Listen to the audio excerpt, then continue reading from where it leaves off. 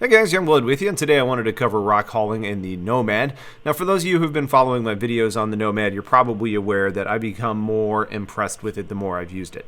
And one of those use cases is the ability to haul a greycat rock around planetary surfaces for hand mining, things like hadnite in the actual greycat rock mining vehicle.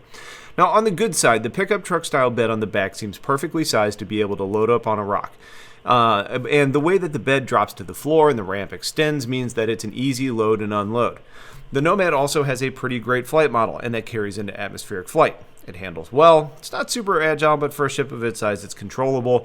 It doesn't seem to be that impacted by high winds, and it can maintain a pretty high SCM speed, so getting around is easy. I would also note that it does a nice job of picking up minables on the radar, so like many other ships in game do, but it was very quick and easy to find hadnite on the few moons that I intended to do this on without any real additional scanning. Although I do that typically, it wasn't anything above and beyond other ships. Now the ship has the footprint of a larger small ship or maybe a small medium ship, but regardless, the fact that it isn't a sprawling ship means that finding a nice flat spot without rocks or hills is a pretty easy task, which significantly helps getting the vehicle out of the ship.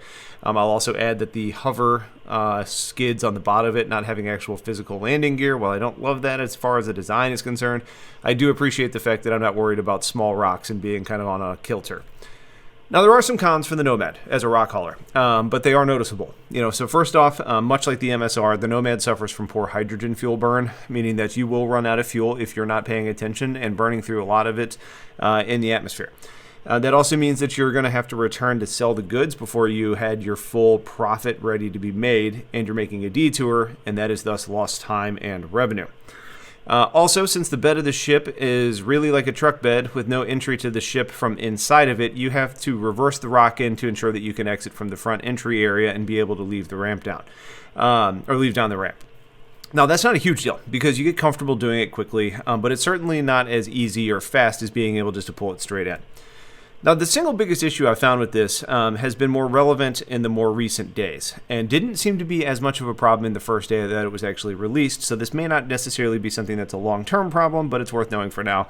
And that's that it seems like the rock won't stay in the bed very steadily or stable. As you raise the bed of the cargo area, it jitters and bounces around, which appears that it could be damaging either the rock itself or the Nomad. It also seems that you can limit this impact some by not retracting the cargo area, but that also means that you have to deal with the fact that you've got the ramp hanging off the back of the ship, so landing again becomes a little bit more tricky and very much increases your chances of damaging your ship. I have tried this with the rock engines on and off, the entire thing on and off, and it doesn't really seem to matter what you do in this patch right now. The rock just doesn't want to sit firmly inside of the Nomad. I also think that there's a slight design opportunity here that could have been taken right from the pickup trucks that I think helped to inspire this, and that would have been to have a tailgate. I don't know why there isn't an option for the ramp as it extends back up into the cargo area to have the last little bit fold up. Maybe they don't want to allow certain things to happen, or maybe they want to limit the size of vehicles that are going to be in here. But having a tailgate would have prevented the stuff from sliding out and is a logical design in my mind.